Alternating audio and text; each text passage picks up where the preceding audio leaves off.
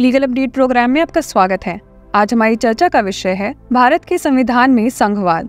सबसे पहले जान लेते हैं यह चर्चा में क्यों है। हाल ही में मिनरल एरिया डेवलपमेंट बनाम messrs steel authority of India एवं अन्य के मामले में सर्वोच्च न्यायालय ने संघवाद के सिद्धांत की रक्षा के महत्व पर प्रकाश डालते हुए खनिज अधिकारों और खनिज युक्त भूमि पर कर लगाने के राज्यों के अधिकार की पुष्टि की। चलिए जान लेते हैं मामले की पृष्ठभूमि। ये मामले खनिज युक्त भूमि पर कर लगाने वाले राज्य कानूनों को चुनौती देने से उत्पन्न हुए थे। राजस्थान और उत्तर प्रदेश जैसे राज्यों ने भी कोयला परिवहन के लिए पर्यावरण और स्वास्थ्य उपकर और शुल्क लगाने का लक्ष्य रखा। सर्वोच्च न्यायालय ने खान एवं खनिज विकास एवं विनियमन अधिनियम 1957 की धारा 9 के अंतर्गत रॉयल्टी की प्रकृति की जांच की और यह भी कि क्या यह कर का गठन करता है। प्राथमिक प्रश्न MMDR अधिनियम की धारा 9 और 15 और संविधान की 7वीं अनुसूची के व्याख्या के अनुसार थे, जो खनिजों और भूमि कराधान पर राज्य और संसदीय शक्तियों से संबंधित थे। न्यायालय के अवलोकन की बात करें तो 9 न्यायाधीशों की पीठ की अध्यक्षता CJI DY चंद्रचूड़ ने की और इसमें जस्टिस ऋषिकेश रॉय, अभय S ओका,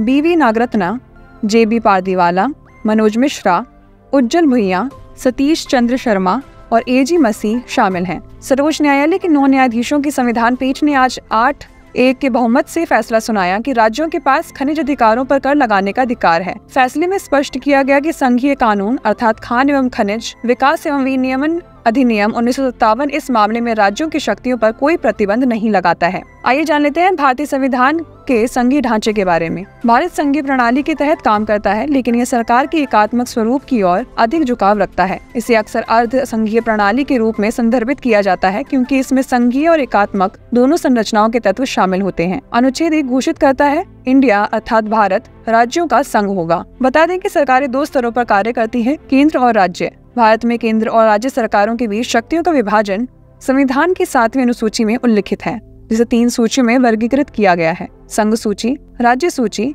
और समवर्ती सूची। चलिए जान लेते हैं इससे जुड़े एक निर्णय विधि के बारे में। जिंदल स्टेनलेस स्टील बनाम हरियाणा राज्य 2016। सर्वोच्च न्यायालय ने अन्य राज्यों से आने वाले माल पर राज्यों द्वारा लगाए गए प्रवेश कर की संवैधानिक वैधता को बरकरार रखा। आइए अब नोट कर लेते हैं अभ्यास प्रश्न। भारतीय संविधान की कौन सी अनुसूची भारत में केंद्र और राज्य सरकारों के बीच शक्तियों के विभाजन से संबंधित है? 5वीं अनुसूची, 6ठी अनुसूची, 7वीं अनुसूची या 8वीं अनुसूची?